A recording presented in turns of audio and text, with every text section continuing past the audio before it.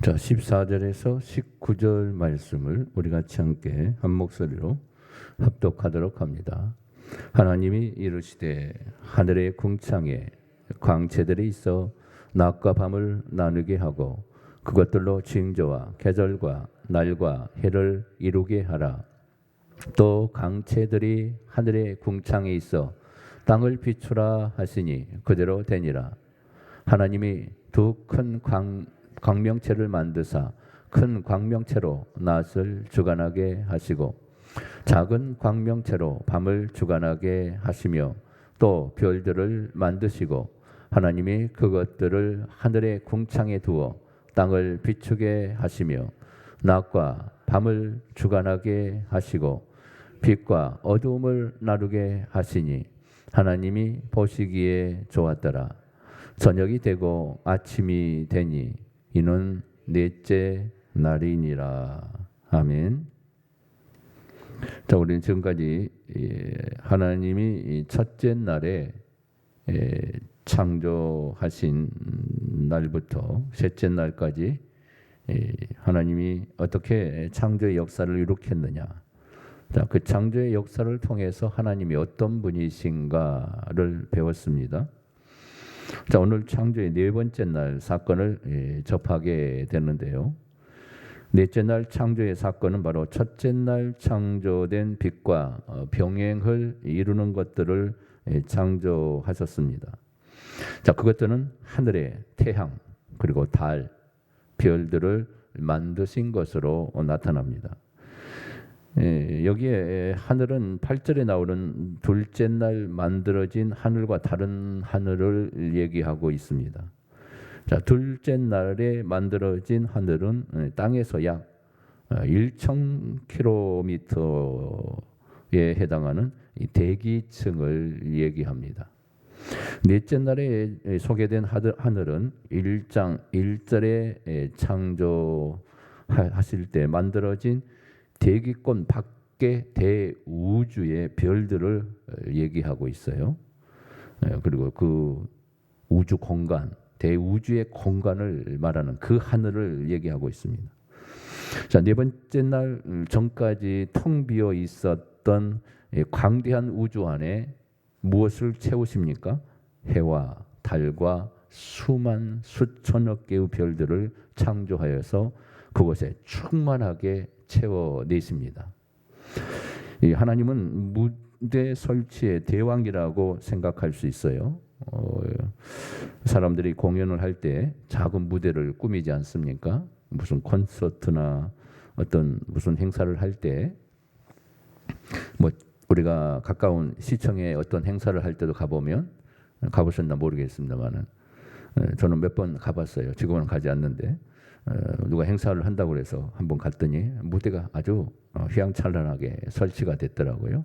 조명빨에 그리고 많은 액세서리 해서 이런 무대를 꾸미는 그런 업체에 맡겼겠죠. 너무나 아름다워요. 여러분, 또 우리가 또 크리스마스가 되면 시에서 하는 그 장식하는 그 무대 트리를 보게 되죠. 시청에 있고 또 우리 동백에는 새벽 예배 돌다 보면 거기 있잖아요. 공간 속에. 그럼 얼마나 아름답게 LED로 꾸밉니까? 정말 아름답죠. 가면 갈수록 LED 기술이 발전하다 보니까 크리스마스 트리가 너무너무 보기가 좋더라고요. 사진에 한 장에 담고 싶은 마음이 그렇게 들어요. 자, 그것도 볼 때 우리가 얼마나 그 만든 사람들, 그들의 솜씨를 보며 칭송하지 않습니까? 참 잘 만들었다. 이렇게 만들 수 있을까? 하나님은 그런 작은 무대가 아니라 우주를 자신의 뜻을 반영하는 무대로 창조하셨다는 겁니다. 그 무대, 자신이 원하는 것을 창조하신 우리 하나님, 얼마나 대단합니까? 감당할 수 없는 그 무한한 우주의 공간 속에 그것을 하나님이 다 채워냈어요. 상상할 수 있습니까? 자, 넷째 날 해, 달, 별들의 창조를 통한 하나님의 교훈이 무엇일까? 자, 첫 번째로 볼까요? 같이 읽어봅니다. 시작. 하나님은 온전한 지혜와 전능하신 분이십니다. 자, 하나님의 완전한 지혜 그리고 전능한 능력이 창조의 날에 나타나지 않는 날이 없었습니다. 반복해서 증거하고 있죠. 그러므로 우리도 반복해서 증거하고 그리고 들어야 할 의무가 있다는 것을 우리는 깨닫습니다. 자, 그렇다면 넷째 날은 어디서 그 사실을 우리가 알 수 있을까? 자, 14절, 15절을 같이 한번 읽어볼까요? 시작. 하나님이 이르시되 하늘의 궁창에 광명체들이 있어 낮과 밤을 나누게 하고 그것들로 징조와 계절과 날과 해를 이루게 하라. 또 광명체들이 하늘의 궁창에 있어 땅을 비추라 하시니 그대로 되니라. 자, 14절과 15절은 하나님이 이 궁창의 강명을 만들겠다고 계획을 세우신 것이고 16절과 18절은 그 계획대로 된 것을 소개하는 말씀입니다. 우리가 여기서 주목할 것이 바로 궁창, 바로 우주예요. 우리가 보는 대기권 하늘이 아니에요. 대기층이 아니라 대기권 그 벗어난 하늘을 얘기하고 있습니다. 우주의 하늘을 얘기하고 있어요. 그리고 광명, 광명들은 해, 달, 별들을 얘기하죠. 그 궁창에 우주의 공간 속에 하나님께서 그 모든 무대에 다 채워낸 각각의 별들, 수많은 별들, 은하수들, 그 태양계, 수천, 수억의 태양계의 은하계의 그 모든 것들을 하나님이 수놓아서 다 손가락으로 창조를 하셨어요. 그 중에 우주와 태양의 크기를 간략하게 살핌을 통해서 그것들을 창조하신 하나님의 지혜와 능력이 얼마나 완전하고 위대한가를 볼 수 있어야 합니다. 지구를 포함한 은하계는 2천억 개가 넘는 별들이 존재한다고 말씀드렸어요. 그것도 과학자들이 그 정도 될 것이라고 이렇게 추측하고 상상한 것뿐이에요. 그보다 더 있을 수 있어. 우리 인간의 지식은 제한적 존재이기 때문에 그 직경이 100만 광년의 거리라고 해요. 100만 광년. 전체 우주는 약 2천억 개의 우주를 가지고 있는데 전체 우주의 직경은 100억 광년이라고 얘기해요. 자, 현재 우리가 만든 우주 관측 장비로 관측할 수 있는 범위가 그렇다고 얘기합니다. 그러니까 우리가 인간이 만들어낸 그 우주 관측 최첨단 기구를 통해서 아니면 인공위성을 보내서 그 인공위성에 엄청난 수천만 수백만 킬로를 찍을 수 있는 그냥 대형 디지털 그 카메라를 장착해서 보내잖아요. 그럼 우리 인간의 눈으로 볼 수 없는 그 수만 광년 속에 있는 그 별들까지 이렇게 측정을 하게 되고, 그래서 그것도 제한되기 때문에 우주선을 보내서 스스로 혼자 로봇처럼 그 우주 공간 속에 그리고 그 별에 착륙해서 지질 그리고 그 형태들을 보내서 정보를 보내고 있지 않습니까? 그래서 100억 광년의 거리는요. 매초 30만 킬로미터의 속도를 가진 빛이 100억 년을 달려가야 도달할 수 있는 거리예요. 100억 년을 달려가야 돼요. 그것도 빛보다 더 빠른 빛의 속도로 광속으로 달려가요. 끝이 없는 거예요. 끝이 무한 내 우주를 말하고 있는 거예요. 인간이 평생이 아니라 수억 년을 살아도 못 가는 나라예요. 그 별 앞에. 그 하나님이 그걸 만드셨어요. 인간의 지식의 한계를, 과학의 한계를 뛰어넘는 신적인 존재만이 그 영역을 알 수 있는 우주의 공간, 광활한 우주의 모습을 우리 인간의 지식으로는 그 정도밖에 안 되는 거예요.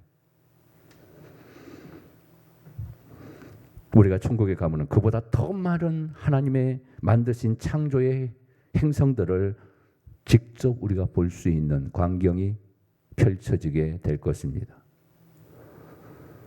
자, 우주가 얼마나 광대한 것인가와 그것을 만드신 하나님이 얼마나 전능하신지를 상상할 수 있겠어요? 태양의 크기는 어떻습니까? 지름이 139만 2082km라고 하는데 지구의 지름에 비교하면 109배 달한다고 합니다. 자, 부피는 지구보다 130만 배 크다고 그래요. 만약 태양이 이제 속이 비어 있다라고 한다면 지구의 크기의 물체를 100만 개 이상을 태양에 채워 넣을 수 있대요. 그만큼 태양이 큰 거예요. 우리 지구보다. 태양이 볼링공이라면 지구는 양귀비 씨앗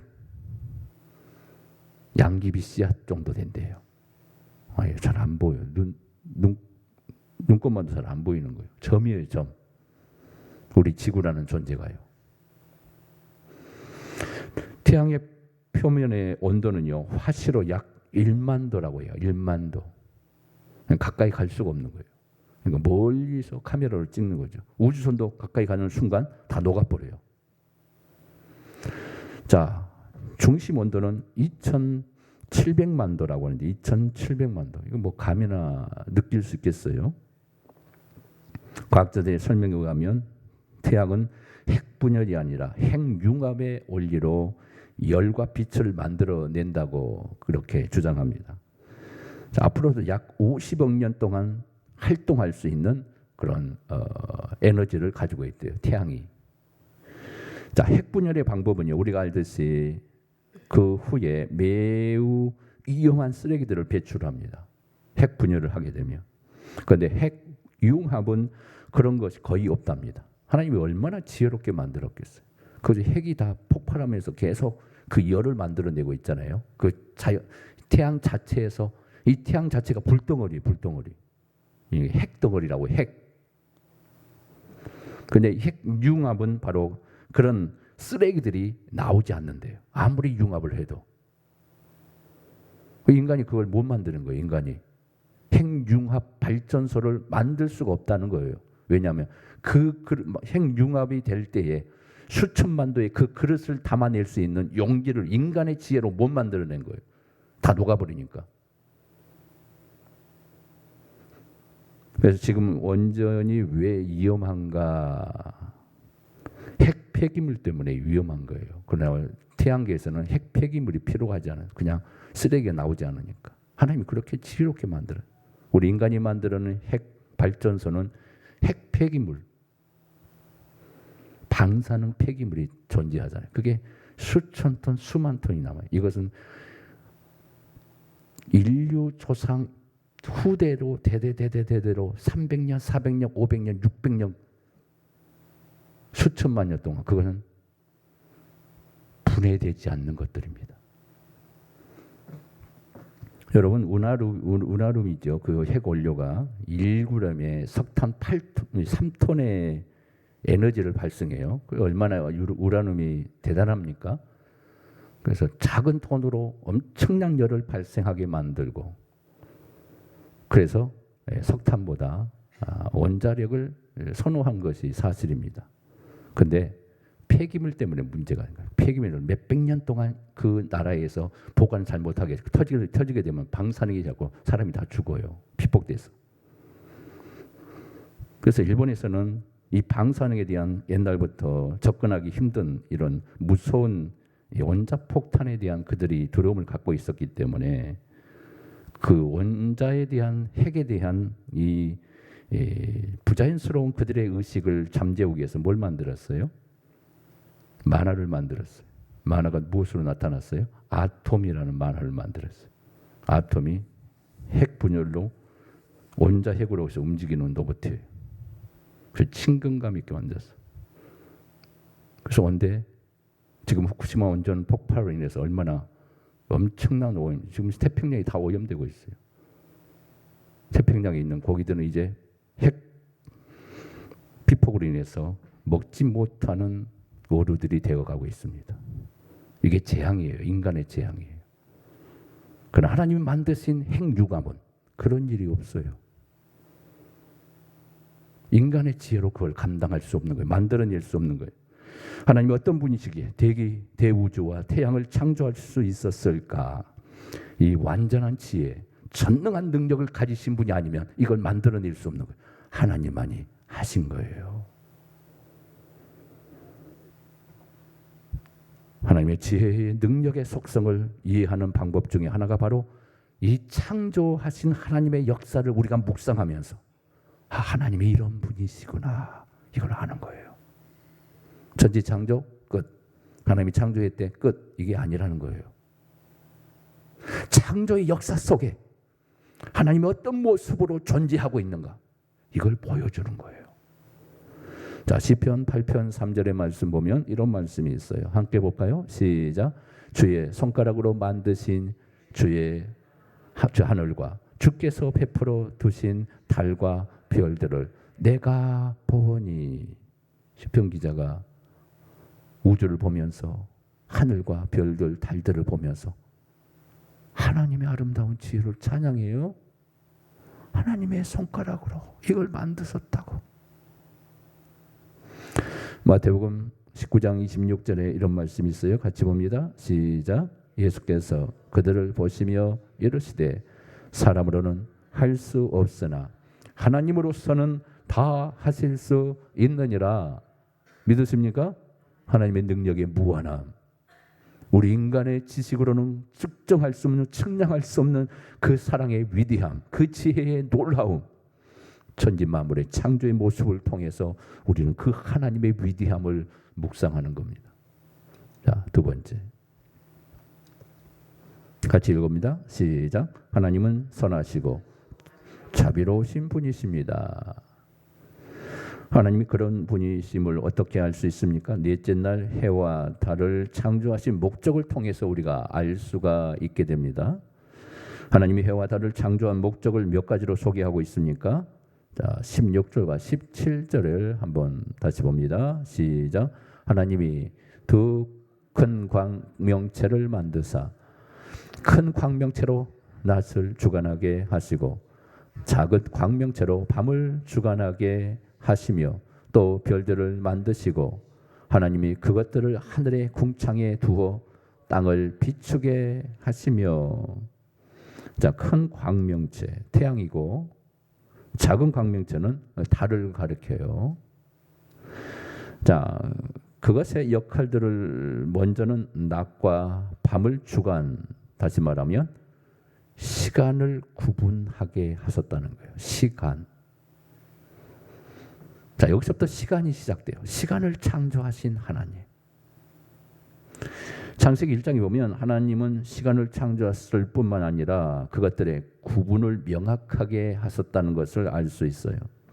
그 이유는 혼잡을 막을 뿐만 아니라 인간들이 시간을 허비하지 말고 바르게 사용하라는 것을 말씀하기 위해서입니다.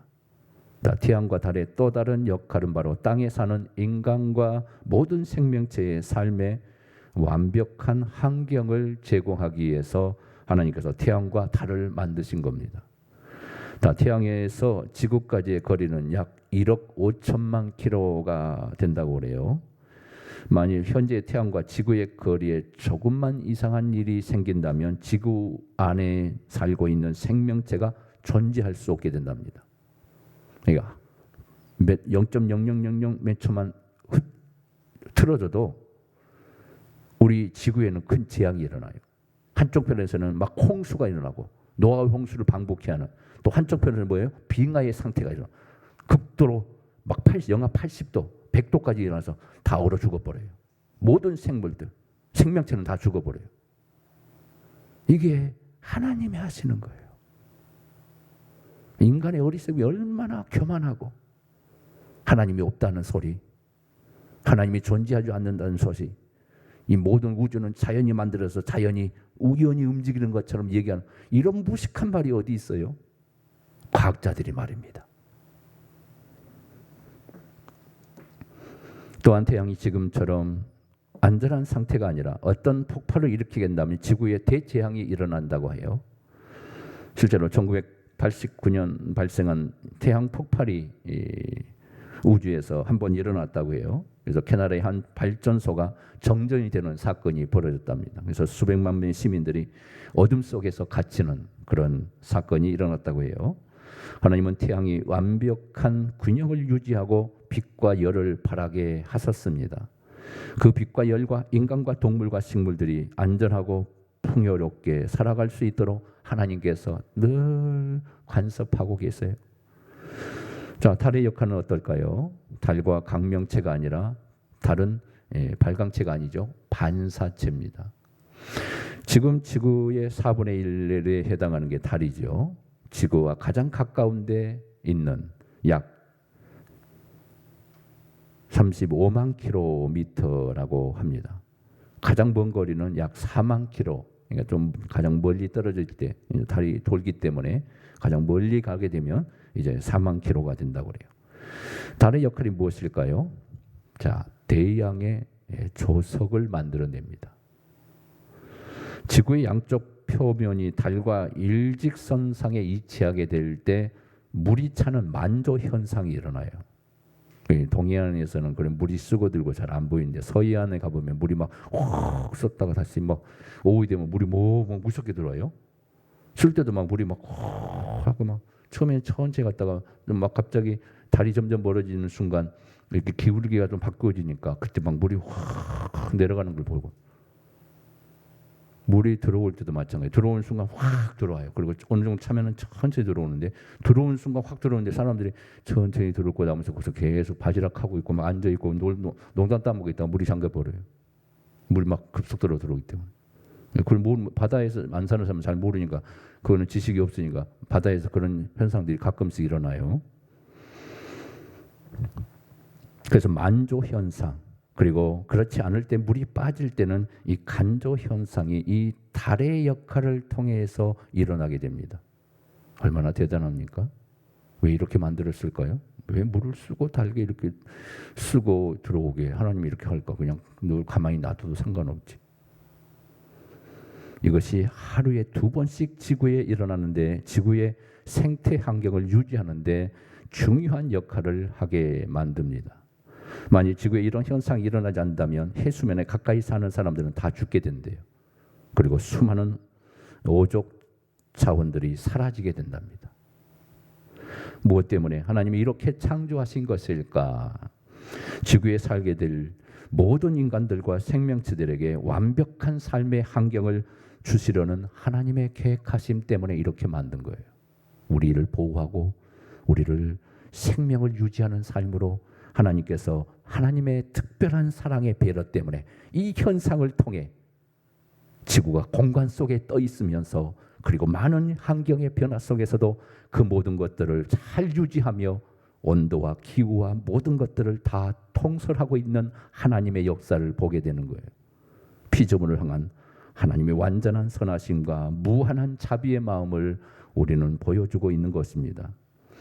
자, 출애굽기 34장 6절의 말씀 보면 이런 말씀이 있어요. 같이 볼까요? 시작. 여호와께서 그의 앞으로 지나시며 선포하시되 여호와라 여호와라 자비롭고 은혜롭고 노하기를 더디하고 인자와 진실이 많은 하나님이라. 아멘. 이 하나님의 선하심, 자비로우심. 여러분, 그 하나님을 높이 찬양하며 그 하나님을 바라볼 수 있기를 바랍니다. 세 번째, 하나님은, 같이 읽어봅니다. 시작. 하나님은 모든 만물을 주관하시는 분이십니다.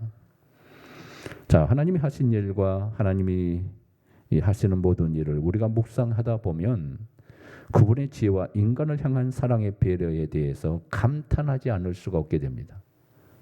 하나님이 이런 지혜를 갖고 계실까? 하나님은요, 완벽하신 분이기 때문에 우리 인간이 터덜터덜 불평하는 모든 거 하나님의 뜻을 모르니까 그런 거예요. 궁창의 광명들을 창조하신 또 다른 목적을 통해서 그 사실을 우리에게 알려주고 있습니다. 자, 14절의 말씀을 볼까요? 시작. 하나님이 이르시되 하늘의 궁창에 광명체들이 있어 낮과 밤을 나누게 하고 그것들로 징조와 계절과 날과 해를 이루게 하라. 자, 그 목적이 무엇일까요? 여기 보면 징조와 계절과 날과 해를 만들어내는 것입니다.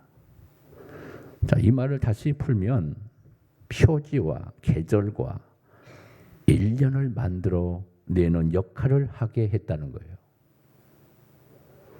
우리는 다시 한번 더 하나님이 시간을 창조하셨고 시간을 구분하셨고 그것을 통해 시간의 사용을 중요하다는 것을 우리에게 가르쳐줘요.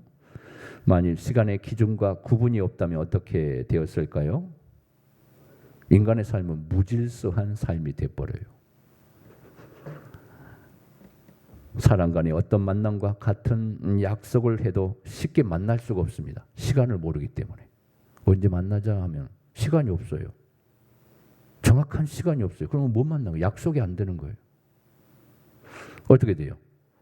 인간의 삶이 너무너무 불편하게 돼요. 시간의 기준이 없으면 안 되는 거예요. 하나님은 광명을 통해 다양한 역할을 하게 하셨습니다. 징조는 다양하게 나타나고 있습니다. 비가 올 것인가 안 올 것인가 이런 징조를 또 보게 하나님이 하세요.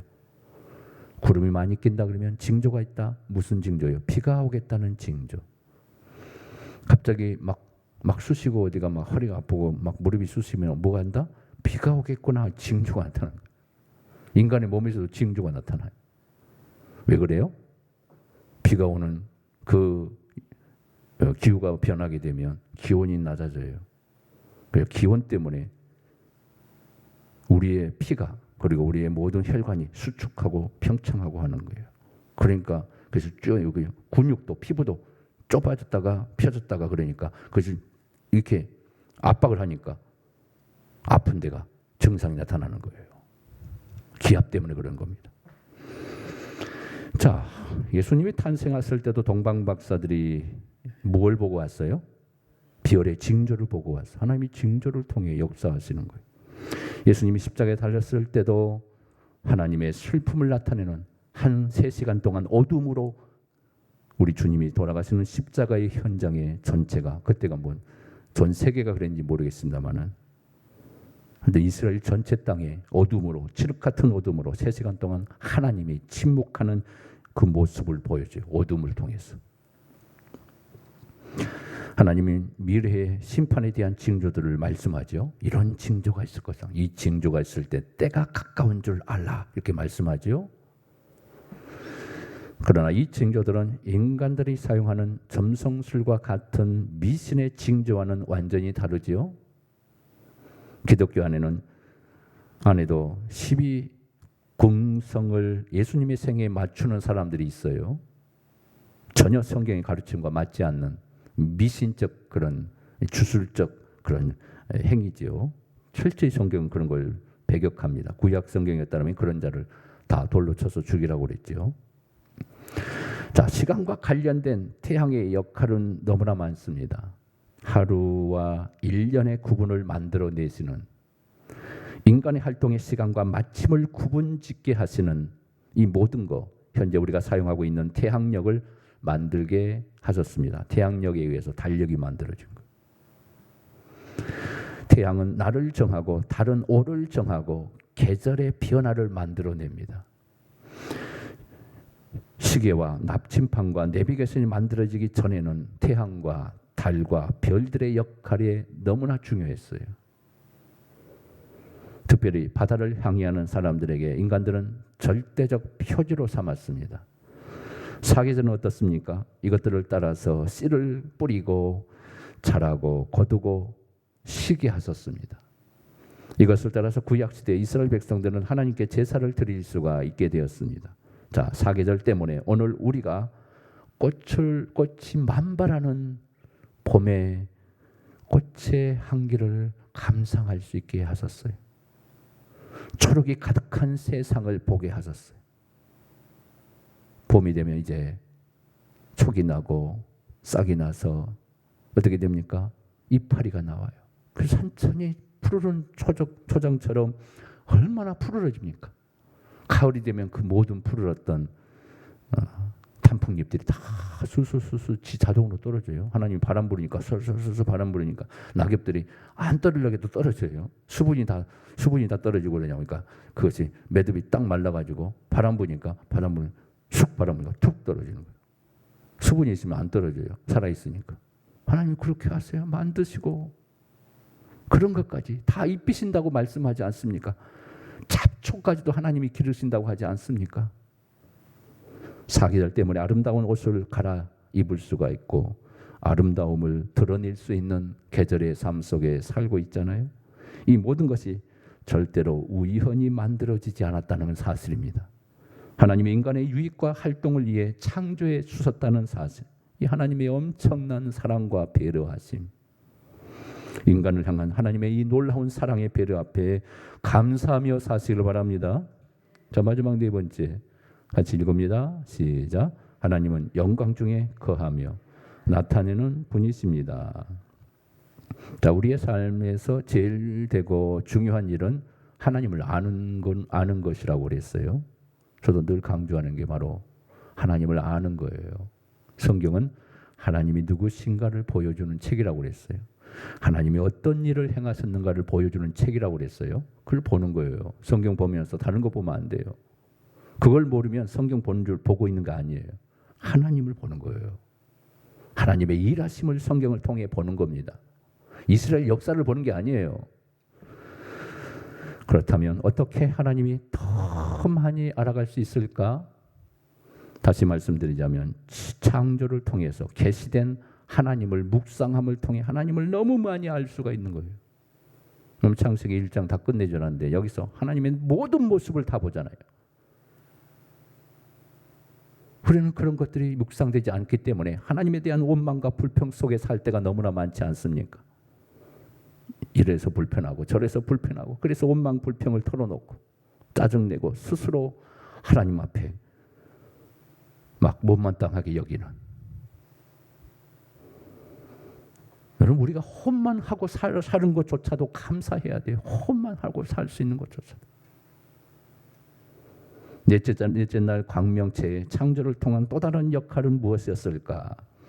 자, 16절 17절 한번 볼까요? 시작. 하나님이 두 큰 광명체를 만드사 큰 광명체로 낮을 주관하게 하시고 작은 광명체로 밤을 주관하게 하시며 또 별들을 만드시고 하나님이 그것들을 하늘의 궁창에 두어 땅을 비추게 하시며. 자, 하나님이 우주의 두 큰 광명 별들을 만드시고 그것들로 하여금 땅에 빛을 비추게 하셨어요. 지구에서 볼 때는 태양과 달이 다른 별들보다 훨씬 크게 보여요. 그냥 별들 중에는 태양과 달보다 훨씬 큰 별들이 더 많아요. 자, 성운이라는 별이 있어요. 성운. 자, 이것은 태양보다 100만 배 크대요. 100만 배. 그럼 얼마나 클까요? 그 별은요. 태양이 지구의 약 100만 배이고 성운은 태양의 100만 배래요. 100만 배. 측정이 안 되는 거예요. 도대체 성운은 얼마나 큰 것일까? 도저히 상상을 가지 않는 별이에요. 앞에서 말씀드린 것처럼 한 은하계 안에 약 2천억 개의 별들이 존재한다고 그랬어요. 그런 은하계가 약 2천억 개가 있대요. 은하계가. 태양계 하나를 한 은하계라고 그래요. 그 은하계가 몇 개가 있다고요? 2천억 개 있대요. 2천억 개. 상상을 초월하는 거예요. 그 모든 별을 헤아릴 수 없는 거예요. 다 알 수도 없는 거고요. 고작 해봐야 청왕성, 명왕성 그 이후의 별들은 모르는 거예요. 우리는요. 그렇다면 그렇게 많은 별들의 역할이 무엇일까? 물리와 자연 현상에서는 다양한 역할이 있다고 합니다. 그것들을 밝히는 것은 과학자들의 역할일 겁니다. 자, 우리의 역할은 영적인 교훈을 배우는 겁니다. 그것이 무엇일까요? 천체들에서 빛을 바람으로 그것을 창조하신 하나님은 지극히 거룩한 영광과 장엄과 이영 가운데 거하시는 분임을 우리에게 보이는 거예요. 찬란한 빛을 통해서 하나님의 영광의 빛을 보여주는 거예요. 그것들을 창조하신 하나님이 어떤 분인가를 우리는 한번 상상해 볼 수 있어야 합니다. 자, 시편 19편에 보면 이런 말씀이 있어요. 한번 읽어볼까요? 시작. 하늘이 하나님의 영광을 선포하고 궁창이 그의 손으로 하신 일을 나타내는도다. 낮은 날은 날에게 말하고 밤은 밤에게 지식을 전하니 언어도 없고 말씀도 없으며 들리는 소리도 없으나 그의 소리가 온 땅에 통하였고 그 말씀이 땅끝까지 이르도다. 하나님의 해를 위하여 하늘의 장막을 베푸셨도다. 아멘. 자, 하늘과 그 가운데 있는 두 광명과 별들의 역할이 무엇입니까? 하나님의 영광을 선포하고 그분이 하신 일을 나타내고 있답니다. 사람들은 조금 유명한 사람들과 사진 한 판 찍어도 영광이다 그러잖아요. 연예인과 한번 사진, 연예인 사인 받아도 영광입니다. 그렇다면 우주와 그 안에 모든 것을 창조하신 그분이 얼마나 영광스러운 분인가를 우리는 상상할 수 있어야 합니다. 지금도 하늘과 별들이 우리와 같은 언어와 소리가 없지만은 그것들이 하나님의 살아계심을 찬양하고 있어요. 영광을 돌리고 있어요. 그분의 완전한 인격과 지혜와 영광과 위대하심을 그 모든 창조의 물들이 소리치고 있어요. 산에서는 새들과 산에서는 산바람으로 바람들이 하나님을 찬양하고 우주의 모든 반짝이는 별들이 하나님의 영광의 강체를 비치며 그들이 하나님을 찬양하고 있습니다.